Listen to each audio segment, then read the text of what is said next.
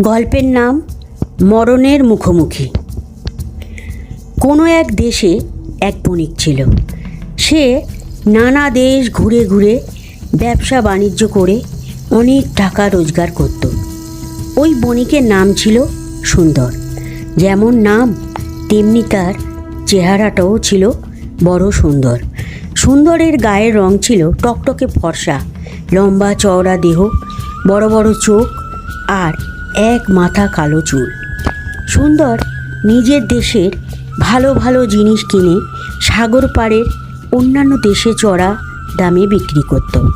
আবার সে দেশের সেরা সেরা জিনিস যা তার নজরে পড়ত সেসব কিনে অন্য দেশে গিয়ে বিক্রি করত। আবার ফেরার পথে ওই সব দেশ থেকে সস্তায় পছন্দ মতো মালপত্র কিনে এনে নিজের দেশের ব্যবসায়ীদের কাছে বিক্রি করত। এইভাবে সুন্দর ব্যবসা চালাতো এবং এতে সে প্রচুর অর্থ আয় করত। নিজের দেশ থেকে বেরিয়ে ব্যবসা বাণিজ্য সেরে আবার নিজের দেশে ফিরে আসতে কখনো বছরখানেক সময় লাগতো, কখনো বা 1.5-2 বছরও লেগে যেত। আমাদের ভারতবর্ষ ছেড়ে অনেক দূর দূর বিদেশে সে যেত। সেসব দেশে যেতে হলে তাকে জাহাজে চড়ে সাগর পার হয়ে যেতে হতো। সে যখন যে জাহাজে করে যেত সে জাহাজে অন্যান্য সাধারণ যাত্রীর সঙ্গে আরও অনেক বণিকও যেত। তারাও যেত মালপত্র নিয়ে বিদেশে বাণিজ্য করতে। এমনি একদিন সুন্দর চলেছে জাহাজ চড়ে। কদিন ধরে জাহাজ চলেছে। একদিন দুপুরের দিকে পশ্চিম আকাশে এক খণ্ড কালো মেঘ দেখতে পেয়ে জাহাজের ক্যাপ্টেনের মুখ শুকিয়ে গেল। সে বুঝল এবার ঝড় উঠবে। সে সঙ্গে সঙ্গে বিপদ সূচক ঘণ্টা বাজিয়ে সমস্ত যাত্রীদের সে কথা জানিয়ে দিল। যেখানে জাহাজ রয়েছে সেখান থেকে ডাঙা বহুত দূরে। ক্যাপ্টেন বুঝল যত জোরে জাহাজ চালানো যাক না, ঝড় আসার আগে কখনোই জাহাজকে ডাঙায় ভেরানো সম্ভব হবে না। তবু ভগবানের দয়ার ওপর নির্ভর করে ক্যাপ্টেন ডাঙার দিকে জাহাজ চালিয়ে দিল। দেখতে দেখতে সারা আকাশ কালো মেঘে ছেয়ে গেল এবং প্রচণ্ড বেগে ঝড় উঠল। সে ঝড়ের আঘাত জাহাজটার পক্ষে সামলানো সম্ভব হলো না। মাত্র কয়েক মিনিটের মধ্যেই ভেঙে চুরে জাহাজটার সলিল সমাধি হলো। জাহাজটায় ছিল অসংখ্য মানুষ। তারা যে কে কোথায় গেল তার ঠিক নেই। কেবল দেখা গেল একটা কাঠের পাটাতন আঁকড়ে ধরে সুন্দর জলে ভাসছে। সেই পাটাতনটা ভাসতে ভাসতে রাতের বেলা সুন্দরকে পৌঁছে দিল একটা অজানা দ্বীপের তীরে। সুন্দরের জ্ঞান ছিল না বললেই হয়। এবার মাটির স্পর্শ পেয়ে তার সম্বিত ফিরে এলো। সে পাটাতন থেকে লাফ দিয়ে তীরভূমিতে পা দিল।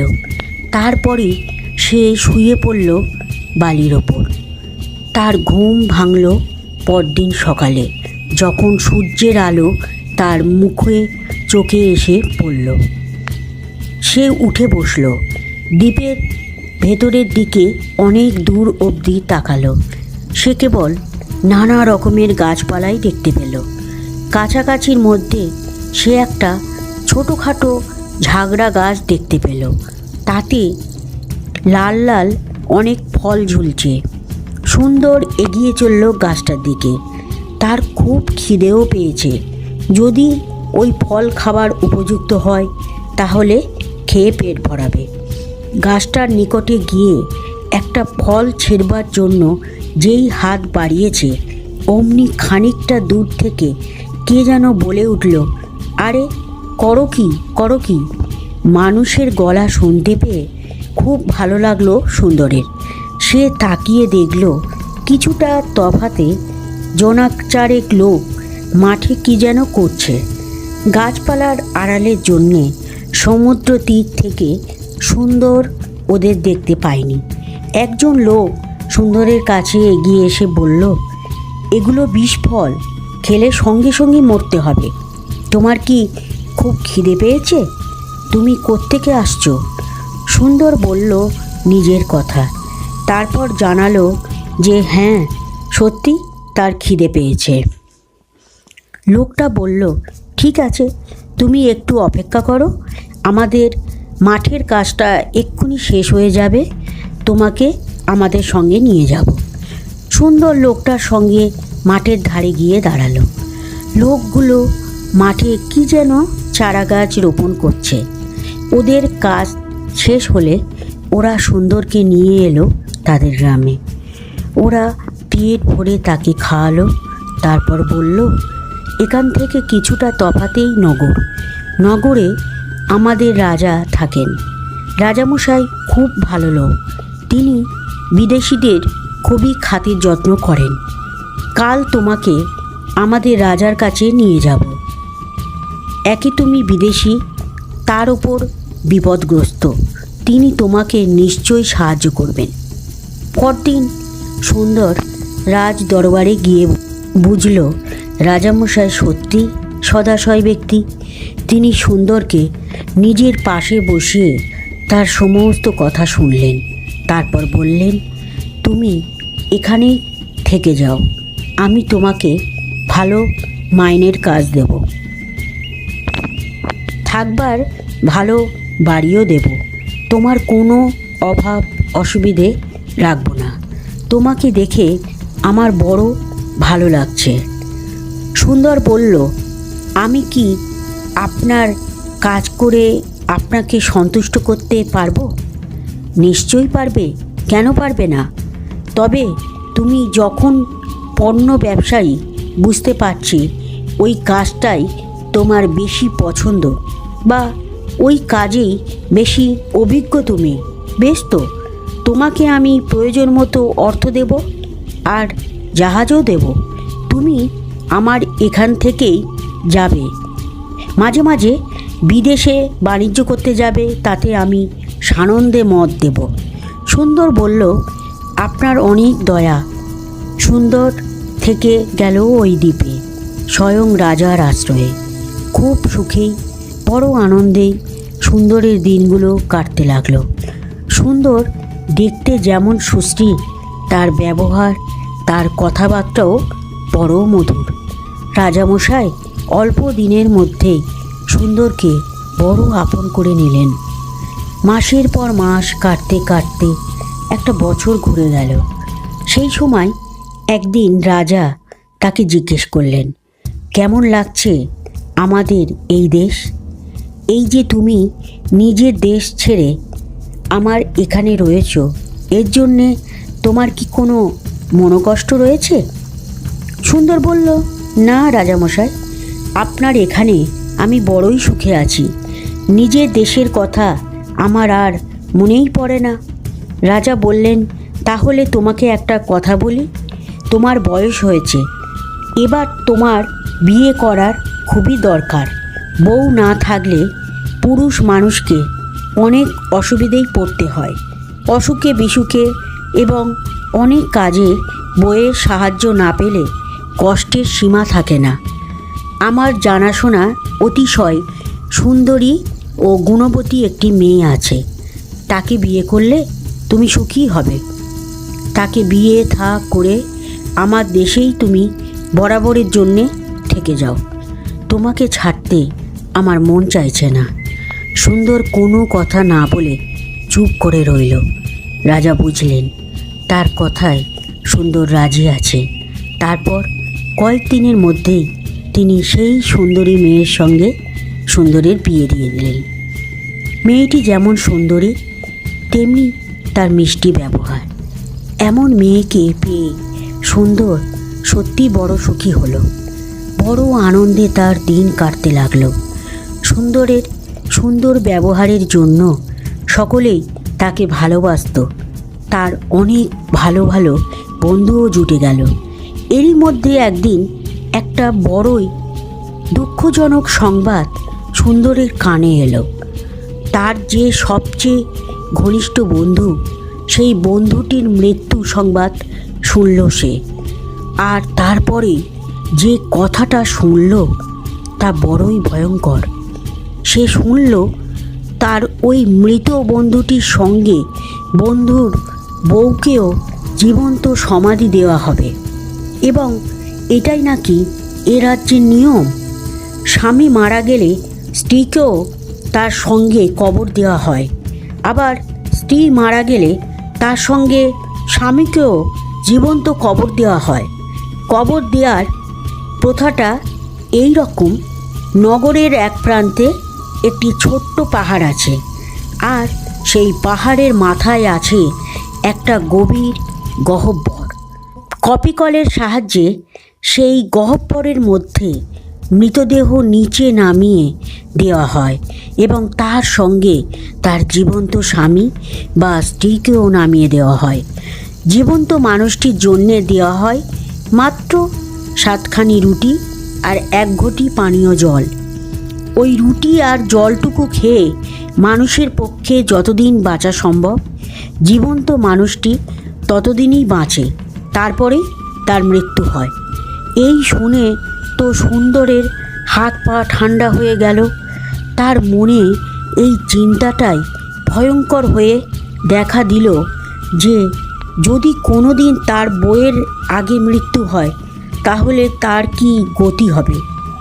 এরপর সে বহুজনকে জিজ্ঞেস করে জেনেছে যে এই সাংঘাতিক নিয়মের কখনো ব্যতিক্রম হয়নি এবং হবেও না।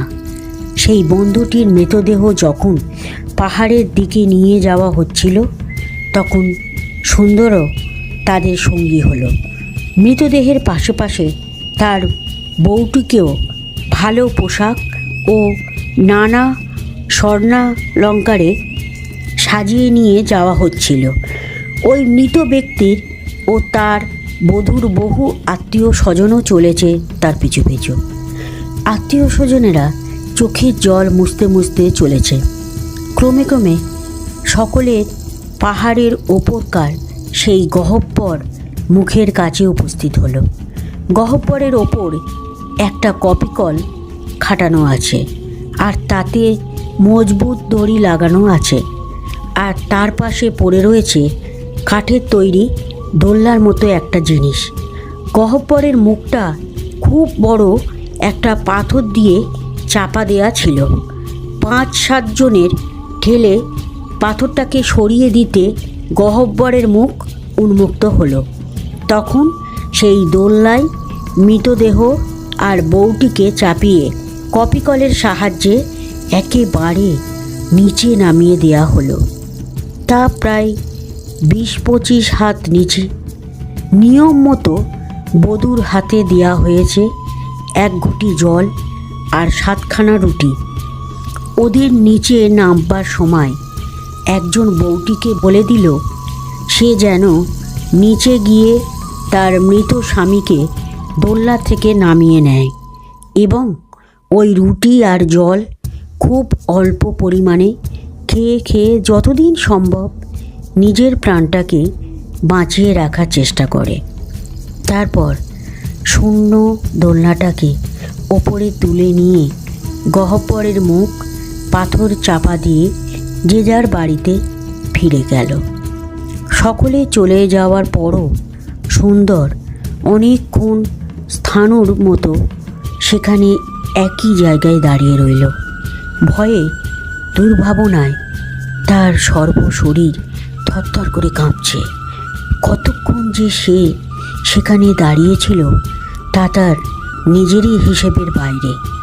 তারপর একসময় সে অতি দুর্ভাবনাগ্রস্ত ও আতঙ্কিত চিত্তে ফিরে এলো তার নিজের ঘরে।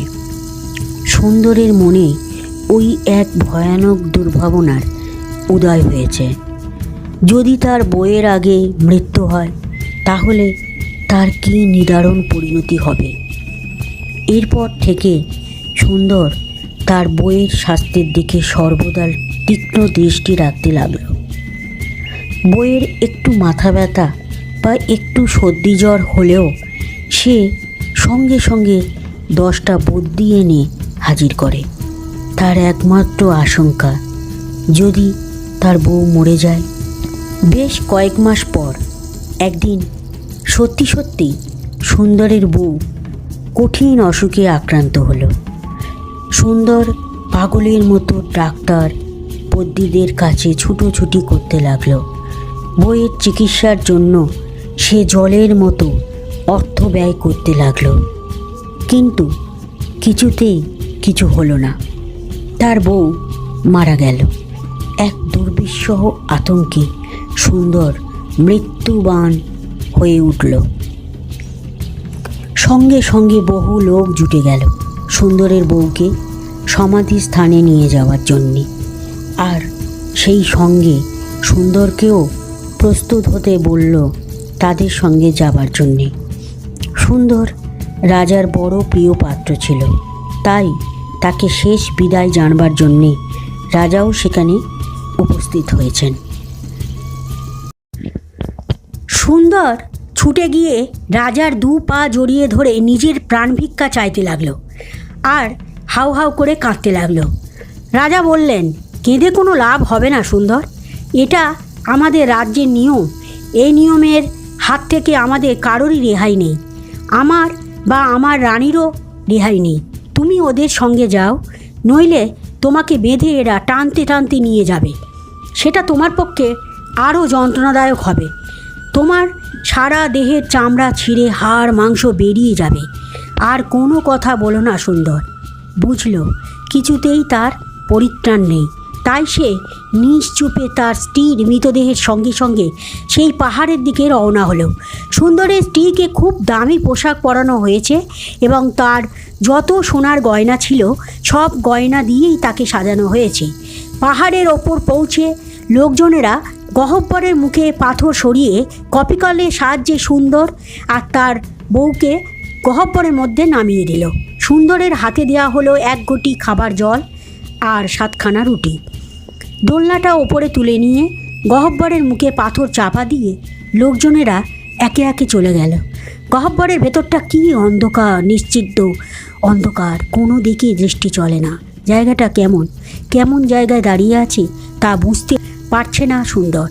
আর কি দুর্গন্ধ, পচা মাংসের দুর্গন্ধ। সে দুর্গন্ধ অসহ্য, মনে হচ্ছে তার পেটের ভেতরকার নাড়িভুড়িগুলো পর্যন্ত বমি হয়ে বেরিয়ে আসবে। অন্ধকার হলেও সুন্দর এটা স্পষ্টই বুঝতে পারছে যে সে দাঁড়িয়ে রয়েছে মানুষের পচা গলা দেহের ওপর। সে ওখান থেকে 2-4 পা অন্য দিকে হেঁটে গেল।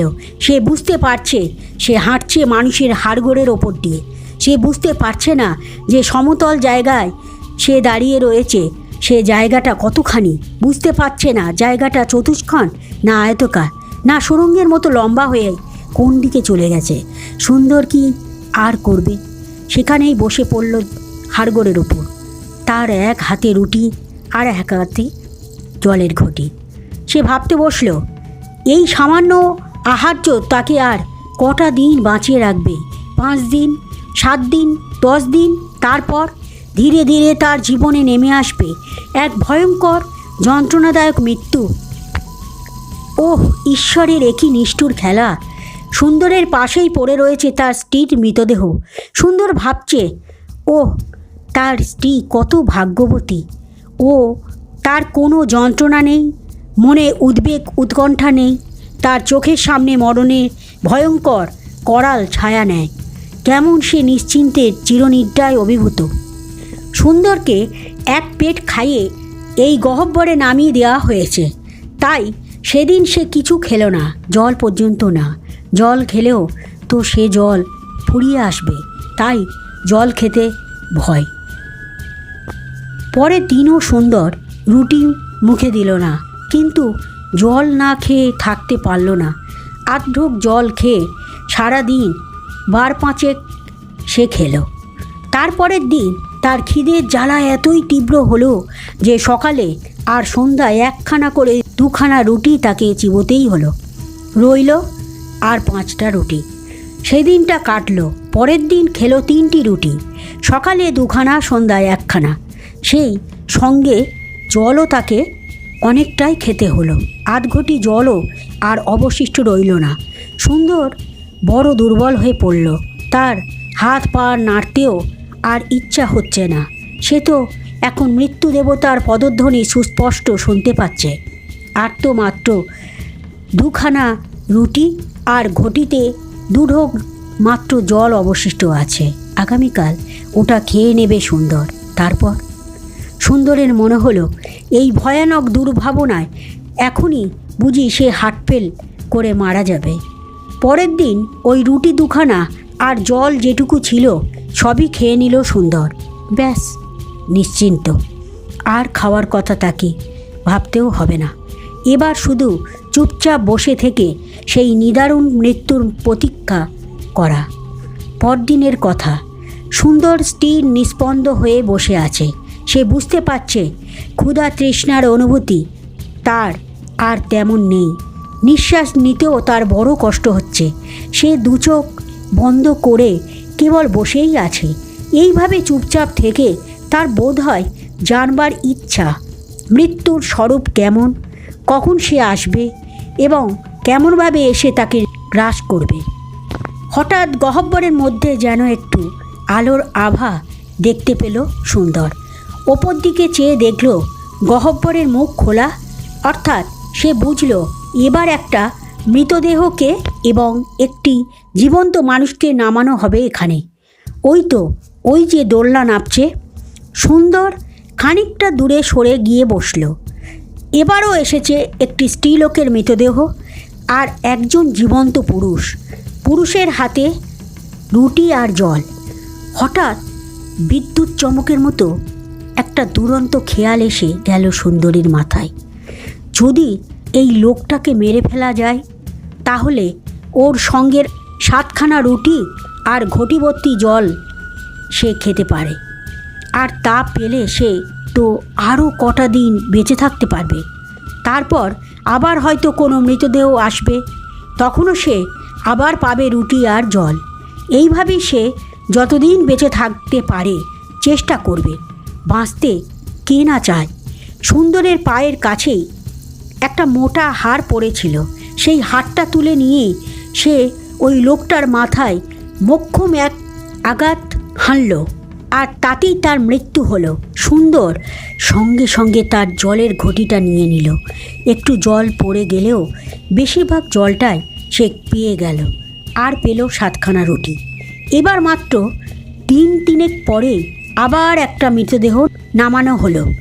সুন্দরও সঙ্গে সঙ্গে জীবন্ত মানুষটিকে হত্যা করে তার রুটি আর জল হস্তগত করল। এর 2 দিন পরের কথা।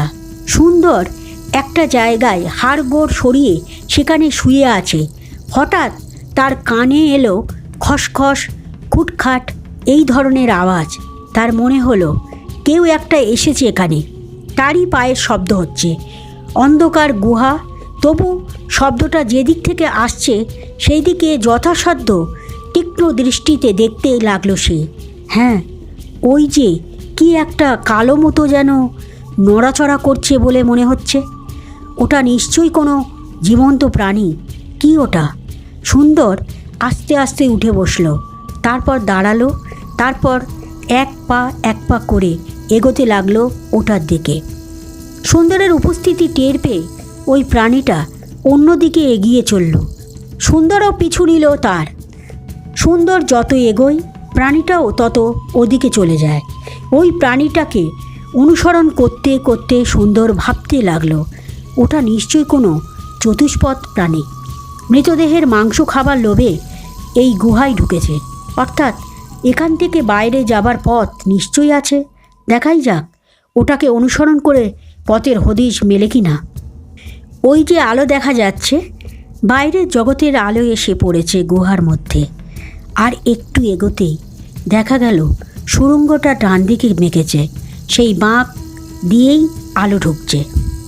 প্রায় একরকম ছুটতে ছুটতেই সুন্দর বাঁকের কাছে গিয়ে হাজির হলো। ডান দিকে তাকাতেই দেখে ওই তো গুহার মুখ শেষ। দেখা যাচ্ছে বাইরের আকাশ, গাছপালা, আর দেখল সেই প্রাণীটাকে। ওটা একটা শিয়াল। গুহার বাইরে বেরিয়ে বুক ভরে নিঃশ্বাস নিল সুন্দর। তার সারা মন মুক্তির আনন্দে নেচে উঠল, আর সেই সঙ্গে সে ঈশ্বরকে শতকোটি প্রণাম জানালো। সুন্দর ডান দিকে চাইতেই বড় বড় গাছপালার আড়ালে নীল জলরাশি দেখতে পেল। ওই তো সমুদ্র। এখন তার প্রধান কাজ হবে সমুদ্রের তীরে বসে থাকা, যদি কোনো জাহাজে দেখা পায় এই আশায়। এখনও তার হাতে 5খানা রুটি আর 1 ঘটি জল আছে। এই খেয়ে আরও 2 দিন বাঁচতে পারবে। ওই 2 দিনের মধ্যে সে কি কোনো জাহাজের দেখা পাবে না? তারপরেই সুন্দরের মনে হলো, এখন তো সে ইচ্ছা করলে অনেক ধনরত্ন এখান থেকে নিয়ে যেতে পারে। ধনরত্ন মানে গয়না। বহু সোনার গয়না পড়ে আছে গুহার মধ্যে। মনে হতেই সে আবার সেই সুড়ঙ্গের মধ্যে ঢুকে গেল। তারপর সেই জায়গায় গিয়ে হাতড়ে হাতড়ে গলার হার, চুড়ি, বালা ইত্যাদি মেয়েদের গায়ে বহু গয়না সে পেল। সেগুলো সে একটা কাপড়ে পুডলি করে বেঁধে নিয়ে আবার বেরিয়ে এলো বাইরে। চলল সমুদ্রের দিকে। তখন প্রায় ভর দুপুর। যেতে যেতে সুন্দর দেখতে পেল একটু দূরে কয়েকজন লোক মাঠে কাজ করছে। সুন্দর তাদের কাছে যেতে তারা সুন্দরের জীর্ণ শীর্ণ ছন্ন ছাড়া পাগলের মতো চেহারাটা দেখে অবাকই হলো। তারা জিজ্ঞেস করল, তুমি কে হে? কোথা থেকে আসছো?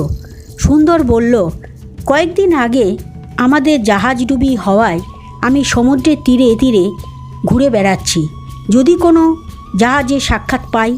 কিন্তু আজ পর্যন্ত কোনো জাহাজের দেখা পেলাম না। এখন তো না খেয়ে আমি মরতে বসেছি। একজন চাষি বলল, তা তো দেখতেই পাচ্ছি।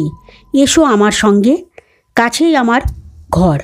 আমার বাড়িতে এখন 2-4 দিন থেকে খাওয়া দাওয়া করো, সুস্থ হও, তারপর জাহাজের সন্ধান করলেই চলবে। আমরা প্রায় জাহাজ যেতে দেখতে পাই। আমরাই তোমাকে জাহাজে তুলে দেবার ব্যবস্থা করব। স্বস্তির নিঃশ্বাস পড়ল সুন্দরে। তাহলে মরণের মুখোমুখি গল্পটি এখানেই শেষ করলাম।